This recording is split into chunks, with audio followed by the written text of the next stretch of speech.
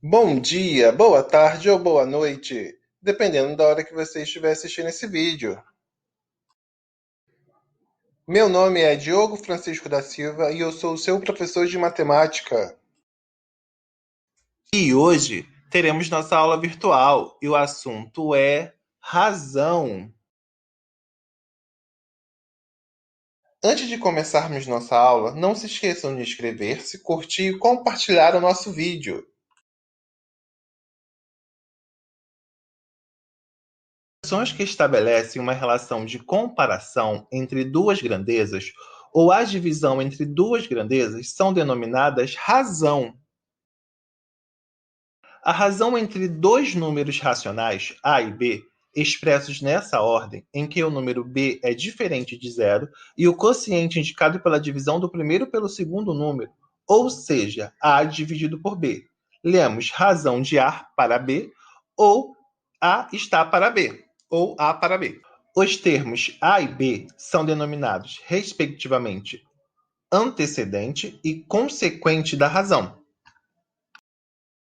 Quando A e B são medidas de grandezas da mesma espécie, tais grandezas devem ser escritas na mesma unidade de medida. Veja a seguir mais um exemplo de comparação entre grandezas por meio de uma razão. Renan e Nicole estão participando da promoção de diferentes shoppings, nos quais, a cada R$ 300 gastos em compras, o cliente tem direito a um cupom para concorrer ao sorteio de prêmios. De acordo com o regulamento de cada promoção, será sorteado um único cupom entre todos os distribuídos. O shopping onde Nicole fez compra distribuiu 10.000 cupons e ela está participando com 10.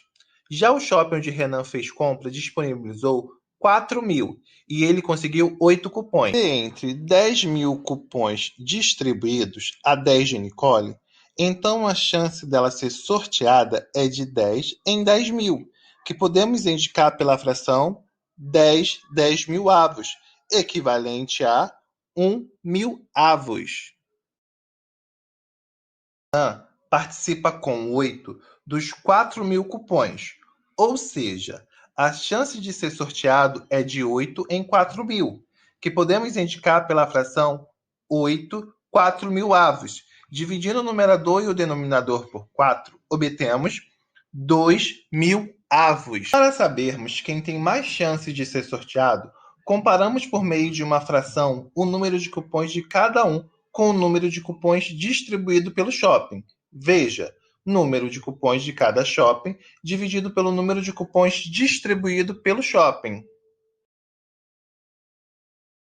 Renan tem mais chances de ser sorteado, pois ele tem 2 chances em 1.000, enquanto Nicole tem uma chance em 1.000. Razões especiais. Escalas. Provavelmente você já deve ter visto algumas maquetes de perto. As maquetes reproduzem um projeto em miniatura.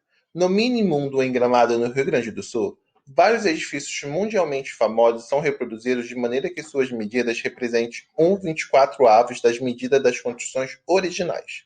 As maquetes também são usadas por engenheiros, arquitetos e empresários para representar um projeto que ainda está em construção, a fim de que o cliente tenha uma imagem prévia e mais fiel possível do imóvel que pretende adquirir.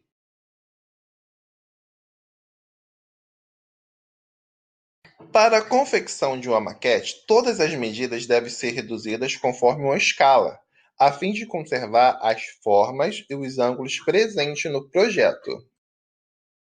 A escala é uma razão expressa pela relação entre o comprimento representado em uma maquete, um desenho ou em um mapa e o comprimento real na mesma unidade de medida. Podemos utilizar a escala em mapas e plantas baixas, indicando a relação entre a medida representada no desenho e a medida real. No mapa, a escala é de 1 por 55 milhões. Isso significa que para cada 1 centímetro de distância representada no papel, são 55 milhões de centímetros de distância real. Podemos calcular, por exemplo, a quantos quilômetros de distância real corresponde a uma distância de 3 centímetros no mapa. A densidade demográfica é uma forma de medir a concentração populacional em determinado território. A métrica mais comum é a razão entre o número de habitantes e a área em quilômetros quadrados. Denomina-se densidade demográfica a razão entre o número de habitantes que ocupam a região e a área dessa região. Uma cidade com 464.400 habitantes e com 6.450 km² de área, por exemplo, tem densidade demográfica de... Ou seja, cada quilômetro quadrado é ocupado por 72 habitantes. Velocidade média. Denomina-se velocidade média a razão entre a distância percorrida e o tempo gasto para percorrê-la. Veja, por exemplo, a velocidade média de um automóvel que percorre 400 km em 4 horas. A velocidade média desse automóvel foi de 100 km por hora.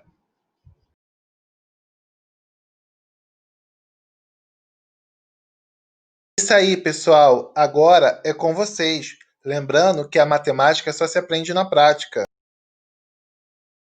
Até a próxima aula. Abraço a todos.